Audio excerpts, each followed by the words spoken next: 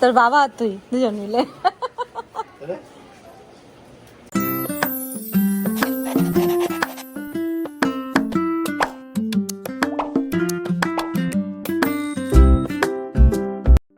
কত কিছুই না জানি না, আগে জানলে পরে সকালবেলায় ঘুম থেকে উঠে ছুটতে চলে আসতাম। চলুন আজকে ঘুরে আসি এক অসম্ভব সুন্দর গ্রাম থেকে, যেখানে গিয়ে মনে হয়েছিল একটু সময় কম হয়ে গেল। আর আমার ছেলের হাত ধরে অবশেষে তিনি আমার ঘরে এসেই গেলেন। হাই, আমি বর্ণালী ক্রনিক্যালসের নতুন একটি ভিডিওতে সকলকে অনেক অনেক ভালোবাসা। আশা করি আপনারা সকলে ভালো আছেন, সুস্থ আছেন, আর আমরাও ভালোই আছি। পুরী ঘুরতে যাওয়ার আগের ভিডিওটাতেই আমি এই গ্রামটি সম্পর্কে আপনাদের বলেছিলাম। সত্যি এখানে আসার আগে পর্যন্ত আমি এই গ্রামটা সম্পর্কে সত্যি কিছু জানতাম না। আমার মতন হয়তো অনেকেই আছেন যারা জানেন না। তো এটা হচ্ছে উড়িষ্যার পটচিত্রের বিখ্যাত পটচিত্রের গ্রাম, সেটা হচ্ছে রঘুরাজপুর।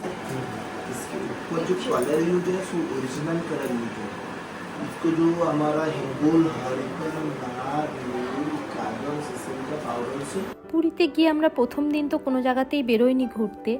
দ্বিতীয় দিন যখন আমরা প্ল্যান করছি কি কি করা যায়, কোথায় কোথায় যাওয়া যায়, তখন একটা বন্ধু থ্রু আমরা এই গ্রামটা সম্পর্কে জানতে পারি এবং বেরিয়ে পড়ি। সত্যি কথা বলতে এত কিছু ভেবে বেরোয়নি। তখন মনে হচ্ছিল ঠিক আছে, এত নামটা যখন শুনছি যে খুব সুন্দর আর পটচিত্র সম্পর্কে শুনেছিলাম, তো দেখে আসি। কিন্তু ওখানে গিয়ে মনে হলো সত্যিই মিস করলাম, আরও আগে বেরোতে হতো। অ্যাকচুয়ালি এই গ্রামটা ঘোরা ছাড়াও আমরা আরও কয়েকটা জায়গায় যাব বলে প্ল্যান করেছিলাম, কিন্তু এখানে এসে আমরা এমনভাবে আটকে যাই আর কোনো জায়গাতেই যাওয়া হয় না। এরপর আমরা ডাইরেক্ট পুরীর মন্দিরেই গিয়েছিলাম, বাকি মাঝখানের যাওয়াগুলো ক্যান্সেল করতে হয়েছিল। তাও মনে হলো যেন আরেকটু বেশি সময় থাকলে হয়তো ভালো হতো। এত ভালো লাগছিল আমার এখানে গিয়ে। আপনাদের বাকেট লিস্টে যদি পুরী যাওয়া নেক্সট থাকে, অবশ্যই এই গ্রামটাকে রাখবেন এবং এই গ্রামটার জন্য প্রায় পারলে পুরো দিন বা অর্ধেক দিন তো ধরেই রাখবেন ভালো মতন ঘুরতে গেলে। আমার তো মনে হয় আমি দৌড়ে দৌড়ে ঘুরেছি সব জায়গাগুলো। প্রতিটা ঘর বা তাদের এত সুন্দর সুন্দর আর্টগুলো আমি ঠিক মতন দেখতেও পেলাম না। মেবি নেক্সট টাইম যখন আবার যাব পুরী, তখন আমি এই জায়গাটা আবার আরেকবার যাওয়ার প্ল্যান করব এবং সময় নিয়ে, যাতে আমি ভালো করে ঘুরে দেখতে পারি। সবগুলো ঘরের ভিতরে যাওয়া পসিবল না হলেও আমরা অনেকগুলো ঘরের ভিতরে গিয়েছিলাম এবং আর্টিস্টদের আর্ট দেখা এবং তারা কি ভেবে এগুলো বানিয়েছে সেগুলো অনেক শোনার চেষ্টা করেছি। আমরা কিছু কেনাকাটাও করেছি, সেগুলো আমি পরে আপনাদের সঙ্গে শেয়ার করছি। তো কি বলবো, জায়গাটা ছিল অসম্ভব সুন্দর। প্রতিটা ঘরের বারান্দা, দেওয়াল, রাস্তা সব এক একটা আর্ট পিস। কোনটা দেখবো আর কোনটা দেখবো না আমি খুঁজে পাচ্ছিলাম না।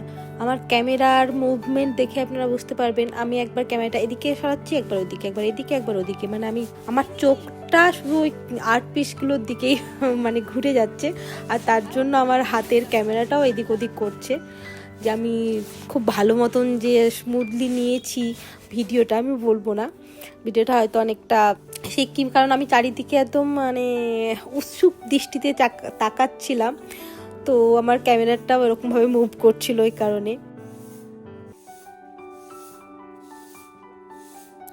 এই সময় সূর্যি মামা প্রায় অস্তাচলে যাওয়ার প্রস্তুতি নিচ্ছে।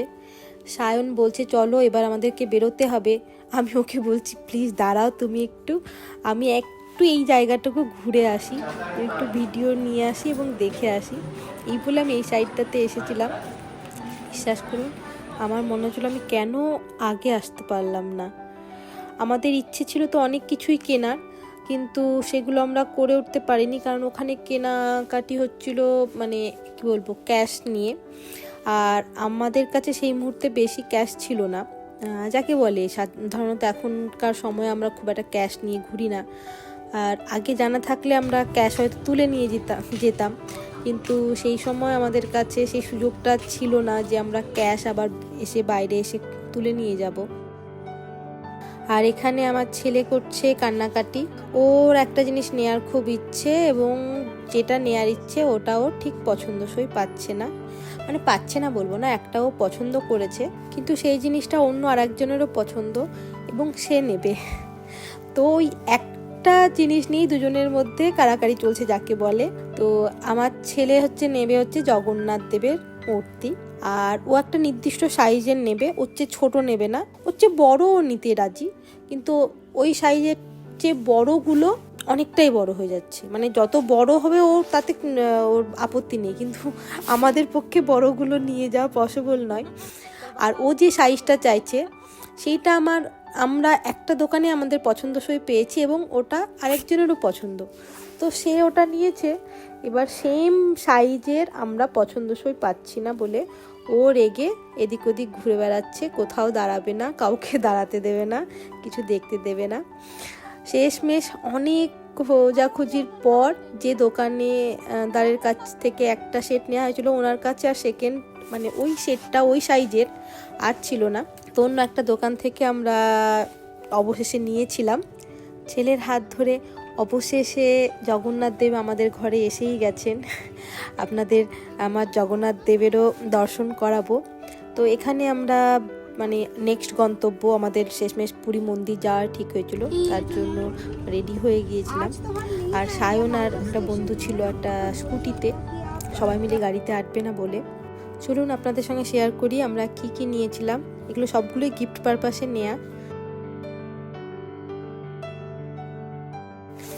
ওখানে সুন্দর ফ্রেম করা বাঁধানো এই সেম আর্টওয়ার্কগুলোও পাওয়া যাচ্ছিল, কিন্তু আমরা যেহেতু এগুলো নেদারল্যান্ডে নিয়ে আসবো, তো আমাদের মানে সুবিধার্থে নিয়ে যাওয়ার সুবিধার্থে এগুলো আমরা কাগজের মধ্যে, যেগুলো মানে কাগজের নয়, এগুলো অ্যাকচুয়ালি হচ্ছে সিল্কের কাপড়ে এবং তার সঙ্গে বাইরেটা কাগজ দিয়ে ফ্রেম মতন করা আছে। আমরা এগুলোই চুজ করেছিলাম, কারণ গ্লাস দিয়ে বাঁধানোগুলো একটা ভেঙে যাওয়ার ভয় তো থেকেই যাবে জার্নিতে। আমরা যে আর্টওয়ার্কগুলো নিয়েছি এগুলো কেমন হয়েছে আমাকে অবশ্যই কমেন্ট করে জানাবেন। আর এছাড়া এই ভিডিওটা আমি নিচ্ছি যখন ব্যাগ গোছাচ্ছি ঠিক সেই মুহূর্তে, মানে আমার নেদারল্যান্ডে ফেরার দিন, কারণ এগুলো যেমনভাবে নিয়ে এসেছিলাম ওরকমভাবেই রাখা ছিল, আমি আর খুলে দেখিনি। যেটা মাকে দেওয়া ছিল সেইটা মানে দুই বাড়িতে, আমার বাবার বাড়িতে এবং এই শ্বশুর বাড়িতে যে দুটো রাখার ওই দুটোকেই বের করা হয়েছিল, বাকিগুলো রাখাই ছিল গোল করে। আর আপনাদের এখন দেখাই হচ্ছে আমার জগন্নাথ দেবকে, যিনি আমার বাড়িতে এসেছেন। তো আজকের ভিডিওটা এখানেই শেষ করছি, আবার দেখা হবে নেক্সট ভিডিওতে। দুই দুই।